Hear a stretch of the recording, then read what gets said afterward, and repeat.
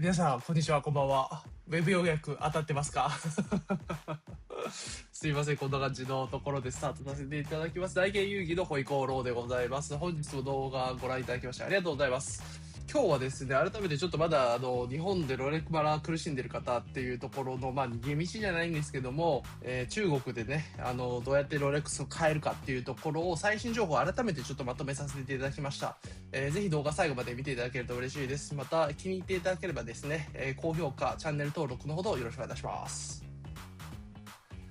早速なんですけども、なぜ中国でっていうところで、別に私はですね、中国で買おうということを進めてはいないんですけども、ただ、ロレマラ疲れたなっていうところと、今後のね、一ロレックスファンとして、いろいろと考えていくっていうところで言ったら、円安のところが円高になったりっていうところの、ある種2拠点を持っておく、為替レートも含めていろいろと考えていくと、いい意味で、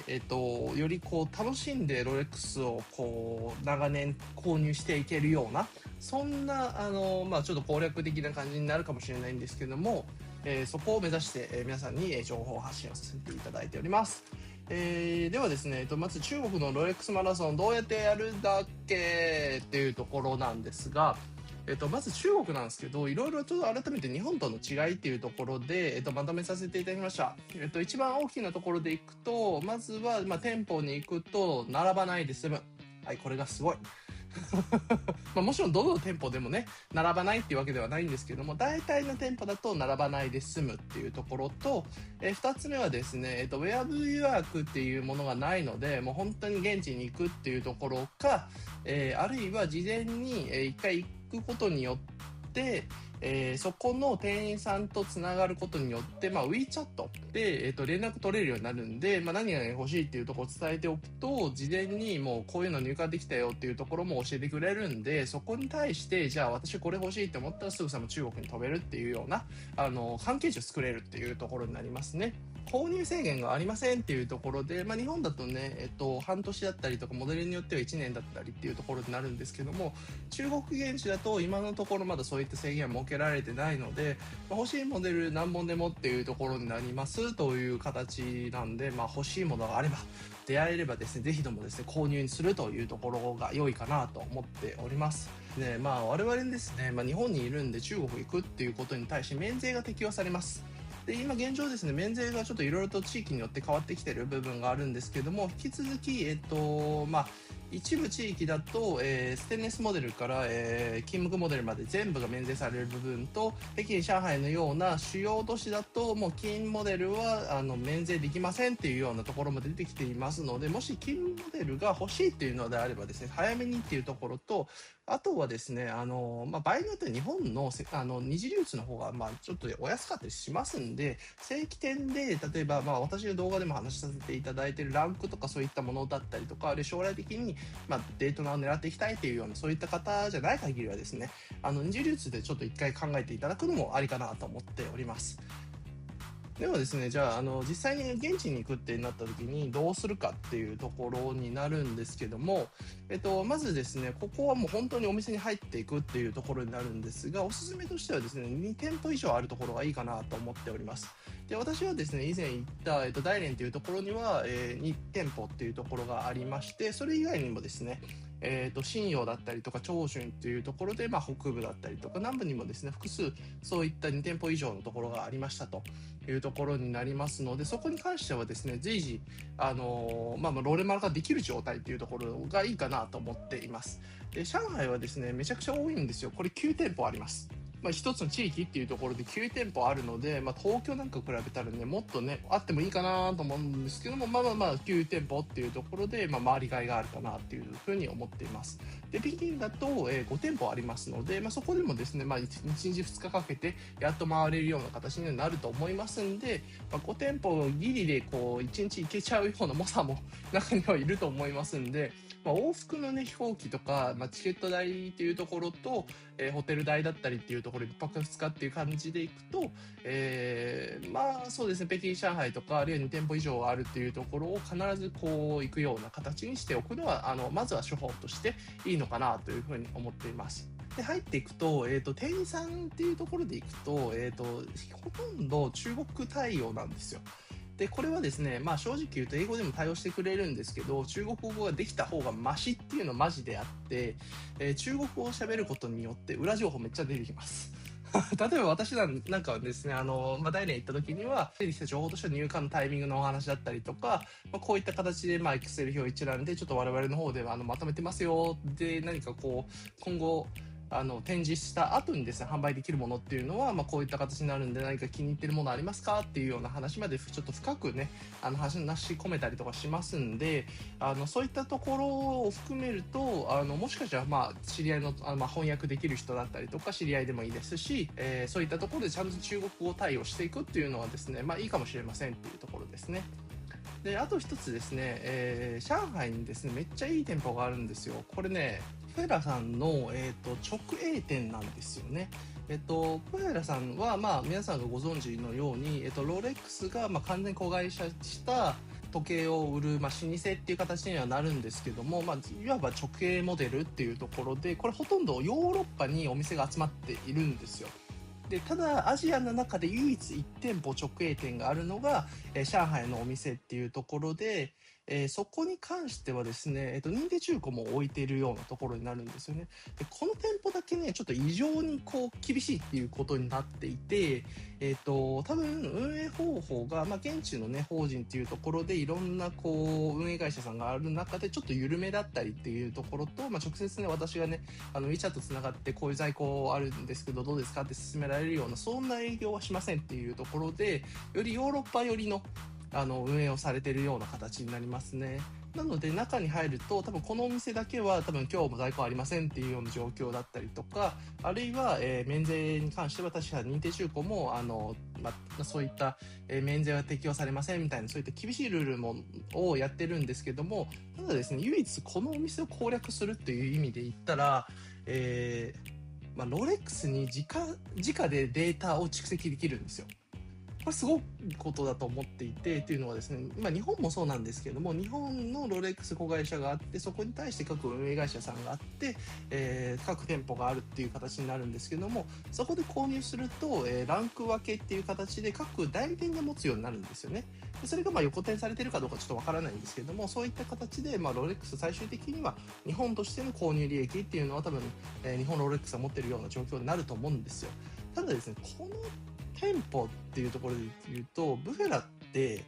めっちゃもう子会社なわけじゃないですか。ってことは、ここで買うことによって、ある種、もう直で日本ロレックス、中国ロレックス、今上海ロレックスしかないのかなって形に、ダイレクトのデータをこう蓄積できることになるんで、お金に余裕があって、もう将来的にも、めちゃくちゃこう、ね、ランクを目指したいっていう方なのであれば、私は上海行って、このブフェラのお店を攻略するっていうことがめちゃくちゃ重要だと思ってはいるんですよね。それによって、多分最速で今後、俗に言う表に出てこないモデルだったりとか、いろいろとね、ロレックスも、皆さんがなかなかホームページで見ないようなそういった時計も作られていたりしますので、そういった良いお客さんになることによって、上海のこの店舗攻略外があるかなっていうふうに思ってます。ただですね、もうね、ここはね、もうみんな分かってるから、やってる人もやってるんですよ。だから多分店舗に入るとめちゃくちゃ最初、相手にされないっていうか、もうね、ここね、なんかいろいろと噂聞いてるんですよ。私もね、友人が何人か上海にいるんで、話聞いたら、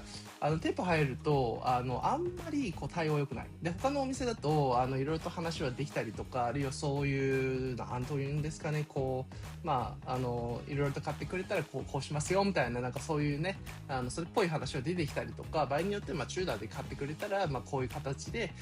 いい意味で欲しいモデル出しますよとか、プロフェッショナルモデルの中でデートナまではいけないんで GMT とか、サンマリーナとか、そういったものが出てきますよっていうような話にはなるんですけども、ここはめちゃくちゃ厳しいっすっていうところになるんで、もう本当にもうランクゲームのど真ん中っていう風に私は思っているところになります。なのでですね、皆さん、資本主義のトップに立たれている方、ぜひこちらのですね、お店、飛行機ですね、羽田から行ったらですね、4時間なんで、日帰りで行って帰ってきて、1本買って、免税聞かして、どうぞって感じだと思いますんで、ここに関してはですね、ぜひ攻略したいという方がいらっしゃったら、私もですね、ちょっとついていきたいなと思っていますんで、ご連絡ください。実際にです、さっきブフェラのお店以外のところで、じゃあ正規店さんとつながって WeChat で、じゃあどういうふうなものがこう案内されるかっていうと、割と金ムクのモデルだったりとか、コンビモデルっていうところは多く進められるなっていう印象はあります。で、私もですね、以前の動画でも出させていただいたんですけども、2店舗から計4本の金ムクモデル、1本あたりも1000万ぐらい超えるようなものがあるので、ちょっとさすがにまだ私はですね、資本主義のね、トップまではいけてないんでっていうところがあるんで、そこに対してはちょっとお断りさせていただいたんですけども、それ以外にもですね、コンビニモデルでいくと、エバーローズゴールドのデイジャストだったりとか、同じデイジャストでも、イエルゴールドのものだったりっていうところで、割とですね、そこら辺の、デイジャストを狙われている方だったりとか、ダイヤ付きのものを、狙われている方だったりっていうところで、手に入りやすいっていう形にはなってくるかなと思っています。で、その後にですね、例えば新作だったりとか人気モデルどうするんだっけっていう話になるんですけども、ここはですね、もう店員本人と話もしてきて、やはりちょっと購入利益のある方っていうところになりますので、そこに関しては、大前提、行ってみるっていうところだと思います。で、買ってからどうなるかっていうのも私もちょっと実験的にやってみようかなと思ってはいるんで、皆さんですね、ぜひちょっと一緒にこの動画も含めてちょっと今後の展開を楽しみにしていただければなと思います。で、多分一番重要なのってやっぱりそのゴールドモデルとかコンビとかっていうのはなかなかちょっとね、手出しにくいよっていう方も中にいるんで、じゃあステンレスってあるかどうかっていうところで言ったら、前の動画でもね、実際にお店に行ってステンレスモデルっていうのも紹介はされるんですよ。で、購入もできます。私の場合はですね、エクスプローラー2ですねの白と黒っていう形で、2本出されて、でお好きなものを選べますよっていうところになったんで、ちょっとエクスプローラー2ね、個人的にはすごく好きなモデルではあるんですけども、普通のエクスプローラーをまずちょっと1本買いたいっていう風な思いがあったんで、一旦ちょっと今回は見送りっていう形になってますね。なのでここはですね、もちろんその WeChat で連絡来るものがあるんですけども、例えば中国行く前に今度いついつ中国行くよとか、翻訳ツールとかあるから、そこをベースに連絡してみて、でそこから現地に行くタイミングで何かステンレスモデルあるんだったらちょっと準備しといてねっていう形で、絶対買うからって言えば買えばいいし、でただそこに関して好き嫌いは絶対あるんで、嫌いなものはこれちょっとつけてみてやっぱ違うねってなって、断ればいいと思ってはいるんで、欲しいモデルをまず伝えることが多分中国での最速攻略かなと思っています。でその中でですね、いろんな購入利益を1個の店舗に絞ってやるのか、あれ複数店舗でちょっとそういった兼ね合いを含めてちょっとうまくばらけさせて、ゆくゆくはですね、ステンレスモデルのデートナーだったりとか欲しいものっていうところと積み重ねによってまだ見えない我々が知らないモデルがですね、ゆくゆくは多分出てくると思いますんで、そこに対してですね、いい意味でちょっと蓄積できればなと思っております。で最後にですね、ちょっと今度の動画にもしようかなと思ってはいるんですけども、私決して中国で買った方がいいっていう形で、動画配信をしておりません。なぜかというと、なぜこれをやってるかっていう形になると思うんですけども、ロレックスというものはですね、皆さんが、めちゃくちゃ知っている通りで、今資産性だったりとか金融性って高くなってきているわけじゃないですか。ロレックス持っていれば、例えば他の国でキャッシュにできたりとかっていうことがあるので、そこに対して、ロレックスの買い方もだいぶ昔と変わってきたなっていう印象があるんですよ。それも直近5年で起きていることだと思っていて、というのがですね、これ円安と円高のめっちゃ関係してくるなと思っているんですよね。で他の動画でも言わせていただいているんです。円安だから海外旅行客が日本に来て、例えばウェブ抽選で当たって、購入しましたってなった時に、免税を含めて、あるいはその今の為替で言うと110円台とかからしたら、30% オフって形になって、プラス免税で 40% オフぐらいの気持ちでロレックスを買ってってるっていう話があるわけじゃないですか。でそれを今度円高になった時っていうのは、逆に我々がそういう形になるんですよね。じゃあ海外に買いに行った時に同じロレックスっていうのは価値は変わらないんですよ。スイスから見たら、スイス本部から見たらなんですけども、これが円高になることによって我々が通常の 20% オフ 30% オフって形で買えるっていうことがめちゃくちゃ重要だと思っていて、そこの拠点作りっていうところで、別に中国じゃなくていいです。韓国でもいいですし、香港でもいいですし、台湾でもいいです。で、なぜそれをアジア地域って言ったら、日帰りで行けるからっていうふうに思ってて、最悪ね。大体ね、1泊2日って形になるのと、あと時間的なところと、チケット代、ホテル代含めて、めちゃくちゃ行きやすいところでそれを作っておきましょうっていうところが、ゆくゆく5年後、あるいは、デートナーを買っていくっていう形で、戦略を立てられるような、そういった、一つの参考としてさせていただければなというふうに思っております。ではですね、今日の動画は以上となります。本日のまとめとなります。まずはですね、ロレックスに関しては中国の、ルールがございます。正直ルールがないようなもんなんですけども、楽しく買えそうだというところを皆さん覚えていただければなと思ってます。で、2つ目はですね、